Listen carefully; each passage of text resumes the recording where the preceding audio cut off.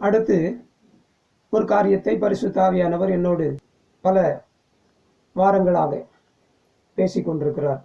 அது என்ன என்பார்? கிருபை. கிருபை. இன்றைக்கு கிருபையை பற்றி தவறாகவே உபதேசிக்கப்படுகிறது. கிருபை தவறாகவே சித்தரிக்கப்படுகிறது என்பதை பரிசுத்த ஆவியானவர் எனக்கு கற்றுக் கொடுத்தார். கிறிஸ்துவுக்குள் அன்பானவர்களே, கிருபை என்பது தகுதி இல்லாதவர்களுக்கு கொடுக்கப்படுகிற ஒரு பரிசு, ஒரு ஈவு அப்படின்னு சொல்லிலாம் பிரசங்கம் பண்ணிட்டு இருக்கிறாங்க. எல்லாரும் அப்படிதான் பிரசங்கம் பண்ணிட்டு இருக்கிறாங்க. ஆனா பரிசுத்த ஆவியானவர், நானும் ஒரு காலத்துல அதை நம்பிக்கொண்டிருந்தேன், அதை விசுவாசித்து கொண்டிருந்தேன். ஆனா பரிசுத்த ஆவியானவர் எனக்கு இதை அநேக மாதங்களாக, வருடங்களாக அவர் எனக்கு இதை கற்றுத்தந்திருக்கிறார். கிருபை என்பது தகுதி இல்லாதவர்களுக்கு ஒருபோதும் கொடுக்கப்படுவது கிடையாது. இதை நீங்கள் நன்றாக புரிந்து கொள்ள வேண்டும். அது தவறான உபதேசம். கிறிஸ்துவுக்குள் அன்பானவர்களே, இயேசு கிறிஸ்து கிருபையை பற்றி எங்கேயாவது பிரசங்கம் பண்ணி இருக்கிறாரா அப்படின்னு சொல்லி நீங்க கொஞ்சம் பரிசுத்த வேதாகமத்தை எடுத்து நன்றாக வாசித்து பார்க்க வேண்டும் என்று அன்போடு உங்களுக்கு நான் ஒரு வேண்டுகோளை வைக்கிறேன். மத்தேயு, மார்க்கு, லூக்கா, யோவான் சுவிசேஷங்கள்ல நீங்க இயேசு கிறிஸ்து எங்கேயாவது கிருபையை பற்றி சொல்லி இருக்கிறாரா அப்படின்னு சொல்லி நீங்க வாசித்து பாருங்க. ஒரு இடத்துலையும் இயேசு கிறிஸ்து கிருபையை பற்றி பேசவே இல்லை, கிருபையை பற்றி சொல்லவே இல்லை. புரிந்து கொள்ளுங்கள். அப்புறம் எப்படி கிருபையை பற்றி நமக்கு எப்படி போதிக்கிறார்கள் என்பது எனக்கு புரியவில்லை. இயேசு கிறிஸ்து கிருபையை பற்றி சொல்லி இருந்தா ரைட்டு, ஒத்துக்கலாம். இயேசு கிறிஸ்து எங்கேயுமே கிருபையை பற்றி பேசவில்லை. அப்படியானால் கிருபை என்பது தகுதி இல்லாதவர்களுக்கு கொடுக்கப்படுகிற காரியம் கிடையாது. தகுதி உள்ளவர்களுக்கு கிருபை நிச்சயமாவே கிடைக்காது. பரிசுத்த வேதாகமம் சொல்லுகிற மகிமையான சத்தியம் அது கிறிஸ்துவுக்குள் அன்பானவர்களே, ஆதியாகமத்தின் புஸ்தகம் 6வது அதிகாரம் 8வது வசனத்திலே நாம் வாசிக்கும் பொழுது அங்கே நோவாவை பற்றி நாம் வாசிக்கிறோம். ஆதியாகமம் 6வது அதிகாரம் 8வது வசனம், நோவாவுக்கோ கர்த்தருடைய கண்களில் கிருபை கிடைத்தது. நோவாவுக்கு கர்த்தருடைய கண்களில் கிருபை கிடைத்தது என்று சொல்லப்பட்டிருக்கிறது. ஏன் நோவாவுக்கு கர்த்தருடைய கண்களில் கிருபை கிடைத்தது? ஏன்? நோவா என்ன தகுதி இல்லாதவரா இருந்தாரா? அப்படியானால் கிறிஸ்துவுக்குள் அன்பானவர்களே, நோவாவுக்கு கிடைத்த கிருபை நோவாவின் காலத்துல இருந்த அத்தனை பேருக்கும் கிடைத்திருக்க வேண்டும். தகுதி இல்லாதவர்களுக்கு கொடுக்கப்படுகிற ஈவு, பரிசு அப்படின்னு சொன்னா நோவாவின் காலத்துல வாழ்ந்து கொண்டிருந்த மனுக்குலம் அனைத்திற்கும் அந்த கிருபை கிடைத்திருக்க வேண்டும். கிடைக்கல. முழு மனுக்குலத்துக்கும் கிடைக்கல. ஆனா ஒரே ஒரு நோவாவுக்கு மட்டும்தான் கிடைச்சது. ஏன் நோவாவுக்கு மட்டும் கர்த்தருடைய கண்களில் கிருபை கிடைத்தது என்றால் 9வது வசனம் அதை தெளிவாய் பதிவு செய்திருக்கிறது. நோவாவின் வம்ச வரலாறு. நோவா தன் காலத்தில் இருந்தவர்களுக்குள்ளே நீதிமானும் உத்தமனுமாய் இருந்தான். நோவா தேவனோடே சஞ்சரித்து கொண்டிருந்தான். புரிந்து கொள்ளுங்கள் கிறிஸ்துவுக்குள் அன்பானவர்களே, கிருபை என்பது தகுதி இல்லாதவர்களுக்கு ஒருபோதும் கொடுக்கப்படாது. நான் விசுவாசிக்கிற பரிசுத்த வேதாகமம் அப்படித்தான் பதிவு செய்து வைத்திருக்கிறது. நோவாவுக்கு கர்த்தருடைய கண்களில் கிருபை கிடைத்தது என்றால் அதற்கான காரணம் நோவா தன் காலத்தில் இருந்தவர்களுக்குள்ளே நீதிமானும் உத்தமனுமாயிருந்தான். அவன் நீதிமானாயிருந்தான், உத்தமனாயிருந்தான். எல்லாவற்றுக்கும் மேலாக நோவா தேவனோடே சஞ்சரித்து கொண்டிருந்தான், தேவனோடே வாழ்ந்து கொண்டிருந்தான். இந்த உலகத்துல தான் வாழ்ந்து கொண்டிருந்தான். இந்த முழு உலகத்தின் ஜனங்களும் அவர்கள் விருப்பம் போல வாழ்ந்து கொண்டிருந்தார்கள். தேவனை மறந்து துன்மார்க்கமாய் வாழ்ந்து கொண்டிருந்தார்கள். ஆனா அவர்கள் மத்தியில இருந்த இந்த ஒரே ஒரு நோவா மட்டும் அவர்களைப் போல துன்மார்க்கனாய் அல்ல, நீதிமானாய் இருந்தான், உத்தமனாய் இருந்தான், தேவனோட சஞ்சரித்துக் கொண்டிருந்தான். அதனாலதான் நோவாவுக்கு மட்டும் கர்த்தருடைய கண்களில் கிருபை கிடைத்தது. கர்த்தருடைய கண்களில் கிருபை கிடைத்தது.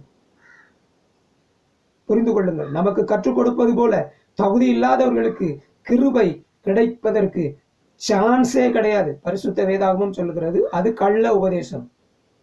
அது கள்ள உபதேசம். கிருபையை பெற்றுக்கொள்ள வேண்டுமானால் முதல்ல அதற்கு உங்களை நீங்க தகுதிப்படுத்த வேண்டும். தகுதிப்படுத்த வேண்டும். அதற்கு உங்களை அர்ப்பணிக்க வேண்டும். கிருபை பெற்றுக்கொள்ள வேண்டும் என்றால் கிறிஸ்துவுக்குள் அன்பானவர்களே, பாடு வேதனை அனுபவிக்க அர்ப்பணிக்கணும். அப்பதான் கிருபை கிடைக்கும். சும்மா கிடைக்காது. நிந்தை, அவமானம், வேதனை, துன்பம் இதெல்லாம் சகிப்பதற்கு அர்ப்பணிக்கணும். நீங்களும் நானும் கேட்டுக்கொண்டு வருவது போல கிருபை தகுதி இல்லாதவர்களுக்கு கிடைக்காது. கிடைக்காது. கர்த்தர் கொடுக்க மாட்டார். கர்த்தர் கொடுக்க மாட்டார். அதை புரிந்து கொள்ள வேண்டும். கிருபை உலகத்தில் உள்ள எல்லாருக்கும் ஒரு நாளும் கிடைக்காது. ஒரு நாளும் கிடைக்காது. அதை புரிந்து கொள்ளுங்கள். குறிப்பிட்ட சில நபர்களுக்குத்தான் ஆண்டவர் அந்த ஒவ்வொரு காலகட்டத்திலையும், நோவாவின் காலத்தில் இருந்தவர்கள் எல்லாருக்குள்ளும் நோவாவுக்கு மட்டும்தான் ஆண்டவர் கிருபை கொடுத்தார். வேற யாருக்கும் கொடுக்கல. வேற யாருக்கும் கொடுக்கல. அதை புரிந்து கொள்ள வேண்டும். ஏன் நோவாவுக்கு மட்டும் ஆண்டவர் கிருபை கொடுத்தார் அப்படின்னு சொன்னா, நோவா தேவனுடைய திட்டத்தின்படி பேழையை உண்டாக்க வேண்டியது இருந்தது. பேழையை உண்டாக்குறதுலாம் லேசான காரியம் கிடையாது. கிட்டத்தட்ட 100 வருஷம் அதை உண்டாக்கியிருக்கான். பார்த்துக்குங்க. நான் அதை பற்றி பேசணும்னா அது பெரிய சப்ஜெக்ட். ஆமா, அது லேசான காரியம் கிடையாது. ஏன்னா அந்த உலகத்தில் இருக்கக்கூடிய எல்லா ஜீவராசிகளையும், எல்லா மிருக ஜந்துக்களையும், மிருகங்களையும், பறவைகளையும், ஊரும் பிராணிகள் எல்லாவற்றையும் ஜோடி ஜோடியா கண்டுபிடிச்சி பேழைக்குள்ள கொண்டு வரணும். லேசான காரியம் கிடையாது. அது ஜோடி ஜோடியா கண்டுபிடிச்சி உள்ள கொண்டு வர்றது லேசான காரியம் கிடையாது. அது மட்டும் இல்ல, அத்தனை ஜீவராசிகளுக்கும் இவர்களுக்கும் தேவையான ஆகாரத்தை சம்பாதிச்சு வைக்கணும். கிட்டத்தட்ட 1 வருஷத்துக்கு மேல அவங்க எல்லாரும் பேழைக்குள்ள இருந்திருக்காங்க. அவங்க எல்லாருக்கும் தேவையான உணவை, ஆகாரத்தை சம்பாதிச்சு வைக்கணும். அதெல்லாம் லேசான காரியம் கிடையாது. அதெல்லாம் லேசான காரியம் கிடையாது. அதெல்லாம் பத்தி நான் தனியா பிரசங்கம் பண்ணுவேன் உங்களுக்கு. கிறிஸ்துக்குள்ளான்னு பாருங்களே. ஆகவே யாருக்கு ஆண்டவர் கிருபை கொடுப்பார்? அப்படிப்பட்ட பாடுகளை, கஷ்டங்களை, வேதனைகளை அனுபவிக்க தங்களை அர்ப்பணிப்பவர்களுக்கு தான் ஆண்டவர் கிருபை கொடுப்பார். புரிந்து கொள்ளுங்கள் கிறிஸ்துவுக்குள் அன்பானவர்களே. 2வது ஆதியாகமம் 39ஆம் அதிகாரம் 21ஆம் வசனம். ஆதியாகமம் 39ஆம் அதிகாரம் 21வது வசனம். நாம் அங்கே வாசிக்கும் பொழுது, கர்த்தரோ யோசேப்போடே இருந்து அவன் மேல் கிருபை வைத்து சிறைச்சாலை தலைவனுடைய தயவு அவனுக்கு கிடைக்கும்படி செய்தார். யோசேப்புக்கு கர்த்தருடைய கண்களில் கிருபை கிடைத்தது. எப்போ கிடைச்சது? அவன் வீட்டில் இருக்கும்போதா? அப்பா அம்மா கூட இருக்கும்போதா? குடும்பத்தாரோடு சந்தோஷமா இருக்கும்போதா? இல்ல, அவங்கள விட்டு பிரிஞ்சு எத்தனையோ வருஷங்கள் கொடிய வேதனைப்பட்டான். கொடிய வேதனைப்பட்டான் எத்தனையோ வருஷங்கள் யோசேப்பு. அந்த வேதனையின் மத்தியிலும் அவன் ஆண்டவரை விட்டு விலகவில்லை. ஆண்டவர்கிட்ட கேட்டிருப்பான், எனக்கு இந்த வேதனை எல்லாம் சகிப்பதற்கு எனக்கு கிருபை தார ஆண்டவரே அப்படின்னு சொல்லி ஜெபிச்சிருப்பான். இந்த பாடு எனக்கு வேண்டாம், இந்த கஷ்டம் எனக்கு வேண்டாம், அந்த உபத்திரம் எனக்கு வேண்டாம் அப்படின்னு சொல்லி அவன் சொல்லலை. ஏன்னா ஆண்டவர் அவனை குறித்து ஒரு திட்டம் வைத்திருந்தார். அவன் அந்த தேசம் முழுவதையும் ஆளுகை செய்ய போகிறான் என்பதை. அந்த ஆளுகையை பெற்றுக்கொள்வதற்கு இவன் எவ்வளவு வேதனை அனுபவிச்சான் தெரியுமா யோசேப்பு? சாதாரணமான வேதனை இல்லை, எத்தனையோ வருஷங்கள் அனுபவித்தான். அதுக்குதான் யோசேப்புக்கு கர்த்தருடைய கண்களில் கிருபை கிடைத்தது. பாடு வேண்டாம், கஷ்டம் வேண்டாம், வேதனை வேண்டாம் அப்படின்னு சொல்லி விடுதலை பத்தி பேசிக்கிட்டு இருந்தீங்க. விடுதலை நீங்க தேடி ஓடுனீங்கன்னா உங்களுக்கு கிருபை நிச்சயமா கிடையாது. நிச்சயமா உங்களுக்கு கிருபை கிடையாது. அதுக்கு தேவையே கிடையாது. விடுதலை பெற்றுக் கொள்வதற்கு கிருபெல்லாம் தேவை கிடையாது. கிருபெல்லாம் தேவை கிடையாது. கிருபை என்பது அது மேன்மையான ஒரு ஆசீர்வாதம். அது மேன்மையான ஆசீர்வாதம். ஒரு நோவாவுக்கு மட்டும்தான் கிடைச்சது அந்த காலத்துல. அடுத்த காலத்துல ஒரு யோசேப்புக்கு மட்டும்தான் கிடைச்சது. அதுக்கு அடுத்த காலத்துல ஒரு மோசைக்கு மட்டும்தான் கிருபை கிடைத்தது. இப்படியே நீங்க பார்த்து கொண்டு வந்தால் அதுக்கப்புறம் பாத்தீங்கன்னா ஒரு தாவீதுக்கு மட்டும்தான் கர்த்தருடைய கண்களில் கிருபை கிடைத்தது. புரிந்து கொள்ளுங்கள். அதற்கப்புறம் பாத்தீங்கன்னா மரியாளுக்கு கர்த்தருடைய கண்களில் கிருபை கிடைத்தது. கிருபை பெற்றவளே வாழ்க என்று சொல்லி தேவதூதன் வாழ்த்துகிறான். கிருபை என்பது சாதாரணமானது அல்ல. அது பிரசவ ஸ்திரீக்கு ஒத்த வேதனையை அனுபவிக்க யார் ஒப்பு கொடுக்கிறாங்களோ அவங்களுக்கு தான் கர்த்தருக்கு அதை சகிப்பதற்கு கிருபை கொடுப்பார். அதை சகிப்பதற்கு தான் கிருபை வேணும். விடுதலை பெற்றுக் கொள்வதற்கு கிருபை தேவை கிடையாது. ஆசீர்வாதத்தை பெற்றுக் கொள்வதற்கு கிருபை தேவை கிடையாது. கிறிஸ்துவுக்குள் அன்பானவர்களே, மரியாள் எவ்வளவு வேதனை அனுபவிச்சிருப்பா யோசித்து பாருங்க. திருமணம் ஆகவில்லை, ஆனா குழந்தை உண்டாகியாச்சு. ஊர் உலகம் அவளை எவ்வளவு கேவலமா பேசியிருக்கோம். இன்றைக்கும் இந்த சத்தியத்தை அறியாத மற்றவர்கள் மரியாளையும் இயேசு கிறிஸ்துவையும் எவ்வளவு கேவலமா பேசுறத நீங்க கேட்டிருப்பீங்க, பார்த்திருப்பீங்க. நான் பார்த்திருக்கேன், கேட்டிருக்கேன். அநேகர் எந்த அளவுக்கு கேவலப்படுத்தி பேச முடியுமோ அந்த அளவுக்கு மோசமா கேவலமா பேசுகிறத நான் கேட்டிருக்கிறேன். கிறிஸ்துவுக்குள் அன்பான அப்போ மரியாள் உயிரோடு இருந்த அந்த காலத்துல அப்போ அவன் எவ்வளவு வேதனையை அனுபவிச்சிருப்பா. அது நிமித்தமாக அந்த வேதனையெல்லாம் அவள் சகிப்பதற்கு தன்னை அர்ப்பணித்ததுனாலதான் ஆண்டவர் அதை சகிப்பதற்கு, அதை மேற்கொள்வதற்கு அவளுக்கு கிருபை கொடுத்தார். அதனாலதான் தேவதூதன் சொன்னான், கிருபை பெற்றவளே வாழ்க அப்படின்னு சொல்லி சொல்லுகிறதை நாம் அங்கே வாசிக்க முடியும். கிறிஸ்துவுக்குள் அன்பானவர்களே, புரிந்து கொள்ளுங்கள். கிருபை என்பது அது சாதாரணமான ஒரு காரியமே அல்ல. சாதாரணமான ஒரு காரியமே அல்ல. ஆமா, உன்னுடைய இருதயத்தை ஒரு பட்டயம் உருவி போகும் என்று சொல்லி சொல்லுகிறார். ஒரு வசனமும் கூட மரியாதை பற்றி உண்டு.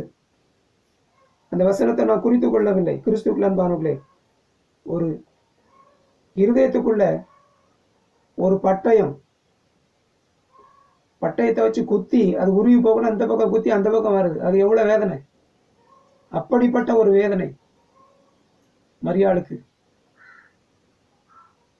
கிறிஸ்துவுக்குள் அன்பானவர்களே, அவள் அதை சந்தோஷமாக ஏற்றுக்கொண்டாள். அவளுக்கு தான் கிருபை கிடைச்சது. இன்றைக்கு நமக்கு போதிக்கப்படுகிறது போல கிருபை எல்லாருக்கும் கிடையாது. எல்லாருக்கும் கிடையாது. அதை புரிந்து கொள்ளுங்கள். உங்களே ஏமாத்திட்டு இருக்காதீங்க. உங்களே ஏமாத்தி கொண்டிருக்காதீர்கள். தகுதி உள்ளவர்களுக்கு தான் கர்த்தர் கிருபை கொடுப்பார். கர்த்தர் கிருபை கொடுப்பார். யூதாவின் நிருபம் 4வது வசனம். யூதா 4வது வசனம் வாசிக்கும் பொழுது அங்கே இவ்விதமாக எழுதப்பட்டிருக்கிறது. ஏனெனில் நமது தேவனுடைய கிருபையை காம விகாரத்துக்கு ஏதுவாக புரட்டி ஒன்றான ஆண்டவராகிய தேவனையும் நம்முடைய கர்த்தராகிய இயேசு கிறிஸ்துவையும் மறுதலிக்கிற பக்தியற்றவர்களாகிய சிலர் பக்க வழியாய் நுழைந்திருக்கிறார்கள் என்று அப்போஸ்தலனாகிய யூதா நிருபத்தில் எழுதி வைத்திருக்கிறார். அதாவது நமது தேவனுடைய கிருபையை காம விகாரத்துக்கு ஏதுவாக புரட்டி. அதுதான் இன்றைக்கு நடந்து கொண்டிருக்கிறது. ஒன்றான ஆண்டவராகிய தேவனையும் நம்முடைய கர்த்தராகிய இயேசு கிறிஸ்துவையும் மறுதலிக்கிற பக்தியற்றவர்களாகிய சிலர் பக்க வழியாய் நுழைந்திருக்கிறார்கள். இன்றைக்கு நீங்கள் பார்ப்பது, கேட்பது, தகுதி இல்லாதவர்களுக்கு கொடுக்கப்படுகிற பரிசு, கொடுக்கப்படுகிற கிஃப்ட், கொடுக்கப்படுகிற ஈவு, இதெல்லாம் பக்க வழியா வந்திருக்கிறவங்க உபதேசம் என்று பரிசுத்த வேதாகமம் பதிவு செய்திருக்கிறது. ஆகவே கிறிஸ்துவுக்குள் அன்பானவர்களே, எச்சரிக்கையா இருக்கணும். எச்சரிக்கையா இருக்கணும்.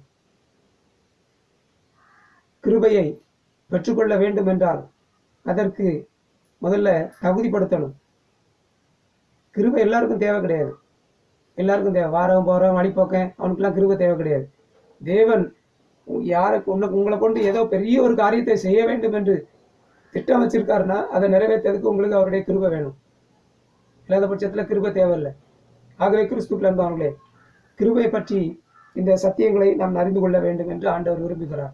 ஆகவே இன்றைக்கு பரிசுத்த ஆவியானவரை எனக்கு பதிவு செய்ய சொன்னதுனால நான் பதிவு செய்திருக்கிறேன்.